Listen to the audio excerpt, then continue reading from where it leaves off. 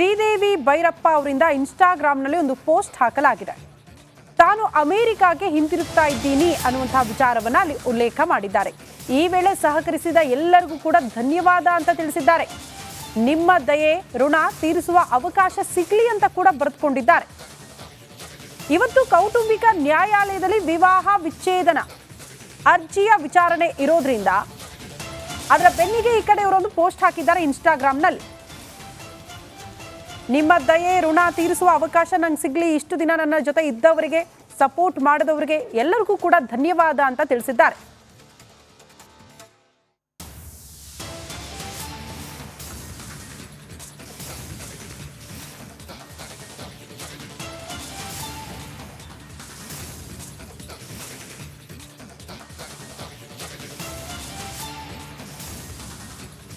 ಶ್ರೀದೇವಿ ಭೈರಪ್ಪ ಅವರಿಂದ ಇನ್ಸ್ಟಾಗ್ರಾಮ್ನಲ್ಲಿ ಒಂದು ಪೋಸ್ಟ್ ಹಾಕಲಾಗಿದೆ.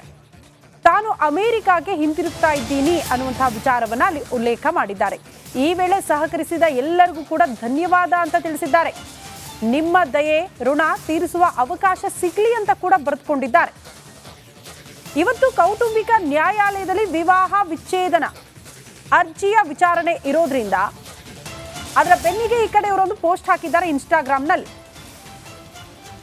ನಿಮ್ಮ ದಯೆ ಋಣ ತೀರಿಸುವ ಅವಕಾಶ ನಂಗೆ ಸಿಗ್ಲಿ, ಇಷ್ಟು ದಿನ ನನ್ನ ಜೊತೆ ಇದ್ದವರಿಗೆ, ಸಪೋರ್ಟ್ ಮಾಡಿದವರಿಗೆ ಎಲ್ಲರಿಗೂ ಕೂಡ ಧನ್ಯವಾದ ಅಂತ ತಿಳಿಸಿದ್ದಾರೆ.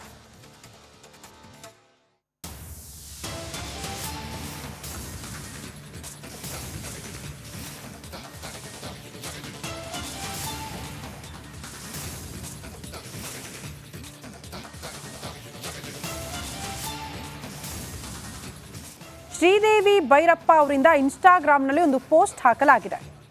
ತಾನು ಅಮೆರಿಕಾಗೆ ಹಿಂತಿರುಗ್ತಾ ಇದ್ದೀನಿ ಅನ್ನುವಂತಹ ವಿಚಾರವನ್ನ ಅಲ್ಲಿ ಉಲ್ಲೇಖ ಮಾಡಿದ್ದಾರೆ. ಈ ವೇಳೆ ಸಹಕರಿಸಿದ ಎಲ್ಲರಿಗೂ ಕೂಡ ಧನ್ಯವಾದ ಅಂತ ತಿಳಿಸಿದ್ದಾರೆ. ನಿಮ್ಮ ದಯೆ ಋಣ ತೀರಿಸುವ ಅವಕಾಶ ಸಿಗಲಿ ಅಂತ ಕೂಡ ಬರೆದುಕೊಂಡಿದ್ದಾರೆ. ಇವತ್ತು ಕೌಟುಂಬಿಕ ನ್ಯಾಯಾಲಯದಲ್ಲಿ ವಿವಾಹ ವಿಚ್ಛೇದನ ಅರ್ಜಿಯ ವಿಚಾರಣೆ ಇರೋದ್ರಿಂದ ಅದರ ಬೆನ್ನಿಗೆ ಈ ಕಡೆ ಇವರೊಂದು ಪೋಸ್ಟ್ ಹಾಕಿದ್ದಾರೆ ಇನ್ಸ್ಟಾಗ್ರಾಮ್ನಲ್ಲಿ. ನಿಮ್ಮ ದಯೆ ಋಣ ತೀರಿಸುವ ಅವಕಾಶ ನಂಗೆ ಸಿಗ್ಲಿ, ಇಷ್ಟು ದಿನ ನನ್ನ ಜೊತೆ ಇದ್ದವರಿಗೆ, ಸಪೋರ್ಟ್ ಮಾಡಿದವರಿಗೆ ಎಲ್ಲರಿಗೂ ಕೂಡ ಧನ್ಯವಾದ ಅಂತ ತಿಳಿಸಿದ್ದಾರೆ.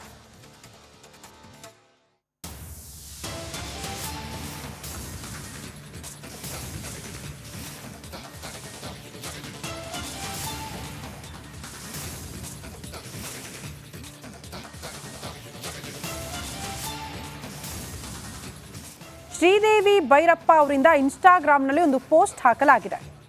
ತಾನು ಅಮೆರಿಕಾಗೆ ಹಿಂತಿರುಗ್ತಾ ಇದ್ದೀನಿ ಅನ್ನುವಂತಹ ವಿಚಾರವನ್ನ ಅಲ್ಲಿ ಉಲ್ಲೇಖ ಮಾಡಿದ್ದಾರೆ. ಈ ವೇಳೆ ಸಹಕರಿಸಿದ ಎಲ್ಲರಿಗೂ ಕೂಡ ಧನ್ಯವಾದ ಅಂತ ತಿಳಿಸಿದ್ದಾರೆ. ನಿಮ್ಮ ದಯೆ ಋಣ ತೀರಿಸುವ ಅವಕಾಶ ಸಿಗಲಿ ಅಂತ ಕೂಡ ಬರೆದುಕೊಂಡಿದ್ದಾರೆ.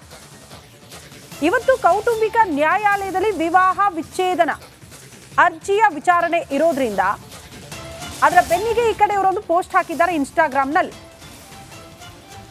ನಿಮ್ಮ ದಯೆ ಋಣ ತೀರಿಸುವ ಅವಕಾಶ ನಂಗೆ ಸಿಗ್ಲಿ, ಇಷ್ಟು ದಿನ ನನ್ನ ಜೊತೆ ಇದ್ದವರಿಗೆ, ಸಪೋರ್ಟ್ ಮಾಡಿದವರಿಗೆ ಎಲ್ಲರಿಗೂ ಕೂಡ ಧನ್ಯವಾದ ಅಂತ ತಿಳಿಸಿದ್ದಾರೆ.